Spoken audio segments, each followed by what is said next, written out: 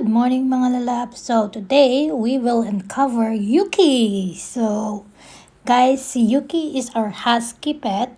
Ayan. She is 2.5 years old. Mahilig mag-walking. Ayan. Mahilig yan siya mag-walking. Tapos matagal yan magtapos mag-walking kasi marami pa siyang dadaanan. And then, very active husky. So, she's a girl, pero napaka-active niya guys. Grabe. Grabing active nitong aming youngest dito sa bahay. Ganyan.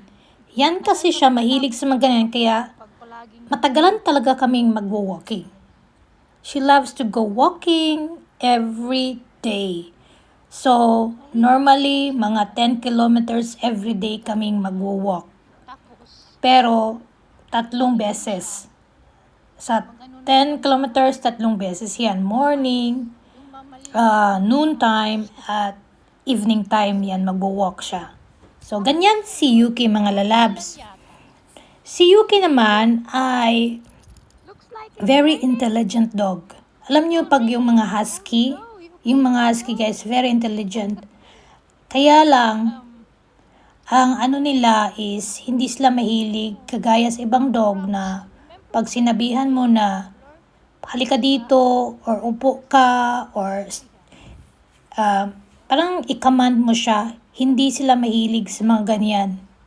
So they don't follow you. They will just look at you for a long time, staring at you for a long time. Ganun sila. Si Yuki pala guys is our first dog dito sa Germany. So before kasi may dog din kami sa pamilya ko sa Pilipinas noon na mix din pero hindi siya husky, no? So it's my first na husky. So i-compare ko siya before, parang iba talaga yung husky guys. Hindi siya yung tipo yung parang galit sa mundo.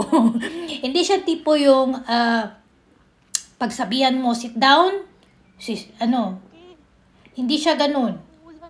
Tapos pagsabihan mo na come, hindi siya sa'yo. Iba talaga ang husky. Sila yung may sariling pag-iisip. Ganun. Ayaw niya yung ika-command siya. So gusto niya yung talagang sa kanya talaga. Pero, may patience siya. So, she loves to do what she wants. Ganun ang mga husky. So, parang may sarili silang pag-iisip. Napaka-intelligent, guys. And, si Yuki naman, napakabait. So, ito yung dog na, I was amazed kasi hindi siya tipo yung magkakalat. Hindi siya tipo yung pag kumakain kami, mag-ano din siya, parang pupunta din siya sa table, ganun. Hindi. Mag-wait talaga siya until tatawagan namin.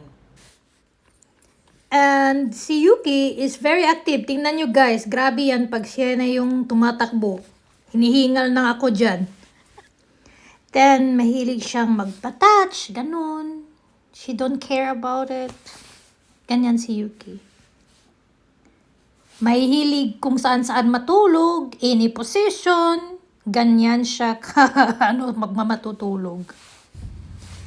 And then, first time namin itong sumasakay siya sa car namin at the back seat kasi last time nasa talaga siya sa luggage or compartment, pero dahil sa ayaw niya doon, nag-complain siya doon, so we put her in the back seat. Ayan, pero may seatbelt yan ha. So, very important sa dog na may seatbelt din siya at may extra chair or seats para sa dog. Ayan, she love it.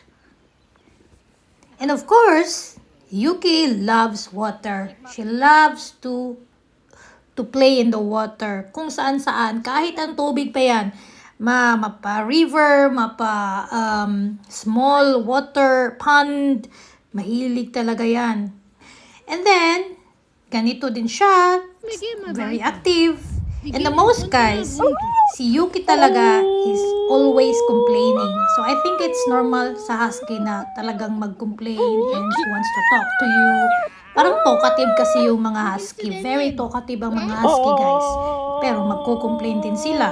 So mahilig din siyang mag-complain sa akin. No, kaya sometimes we are talking a lot of pag mag-walking kami kasi gusto niya doon, ayaw ko naman. Gusto ko doon, ayaw niya. So, ganun ang husky. And loves to play also her toys.